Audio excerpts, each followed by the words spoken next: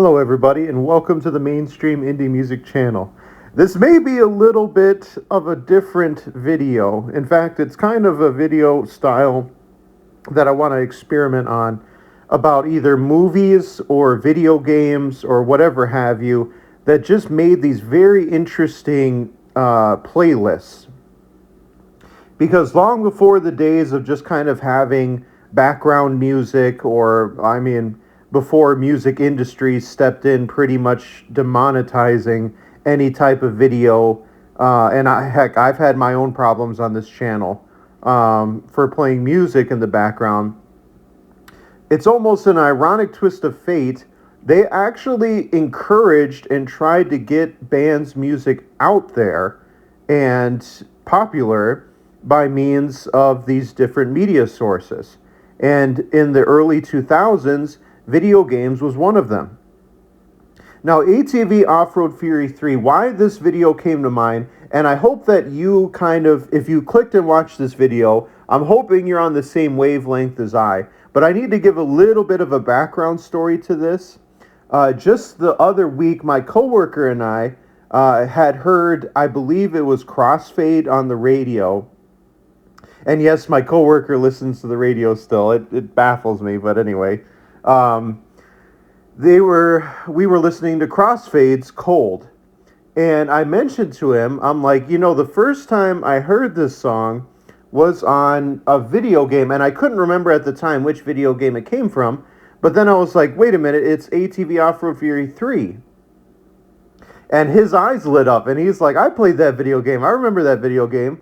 And when I was talking about it, I said it's kind of funny because that video game has greatly shaped my taste in music.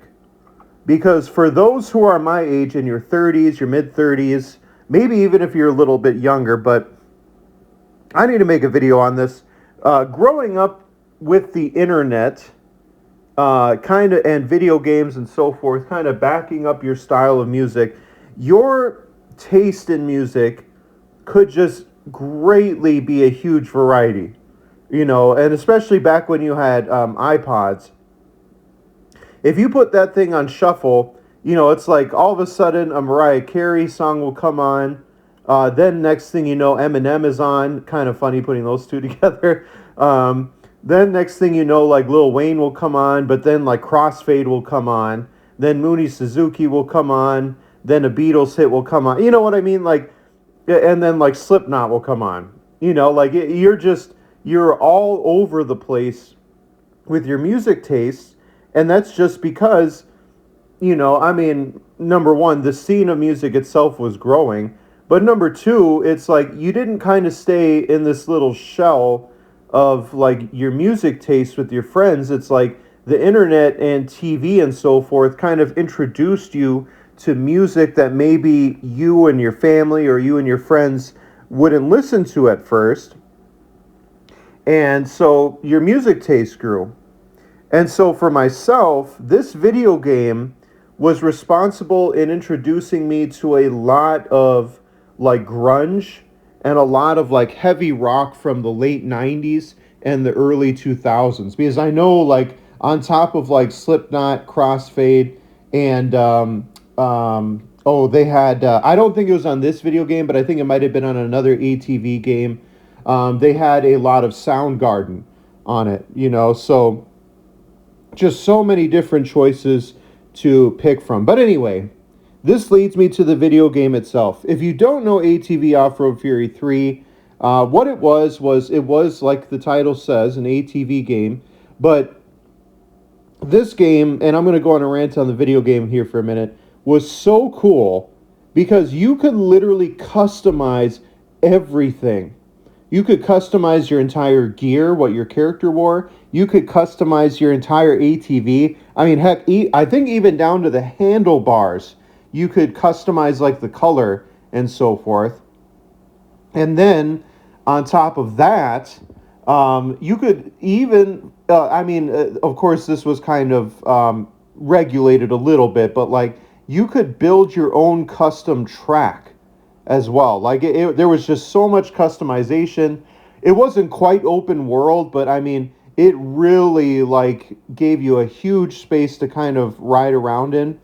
And there was just so many good things to it. And one of those good things was the soundtrack. Now, it's kind of funny. If you look at the cover here on this picture, you can see that it's rated E for everyone, but the kind of warning label next to it there on the back cover there on the left-hand side, it's funny because it says it's rated E for mild lyrics.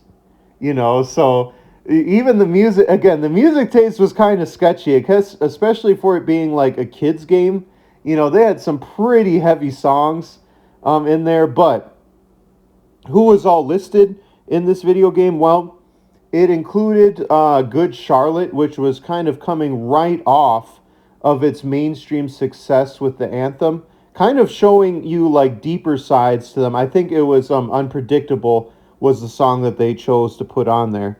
But then you also had bands like Less Than Jake, where they actually had a couple Less Than Jake songs, which I just absolutely loved them. They had Surrender, and they had, which was a cover of Cheap Tricks, and then they had Motown Never Sounded So Good, I believe. Absolutely incredible. So you had your ska in there. Like I said, you had your Slipknot's Duality, which, I mean, I don't know. I have this random memory of, I think they included the music video for that on the disc, or it was kind of like, at least like a homemade, like, video clips of like ATV races, but then they had like cuts of like Slipknot's Duality song in there. So they had that. They had Joan Jett's famous, infamous song, Bad Reputation, also made famous by the movie Shrek. But you had that in there as well. But you also had Mooney Suzuki, Crossfade. And what's kind of cool is there was a lot of cut songs that didn't make the list, including they wanted to include another Less Than Jake soundtrack, and even a song by The Living Things as well, which I may need to make a video on those guys as well. But anyway, that's pretty much a quick sum up of the video game with its soundtrack.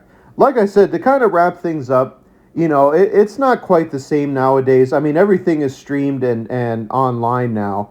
And what's kind of cool is seeing a lot of streamers push back against the music industry and just using like copyrighted music anyway, because it's just so much more fun. It just adds so much more flavor to everything. And I really hope one day like music industries can kind of find a compromise, because where they came from, days like this, putting their stuff on video games to get their music out there, it was just the best. Hope you guys enjoyed. I'll see you next week.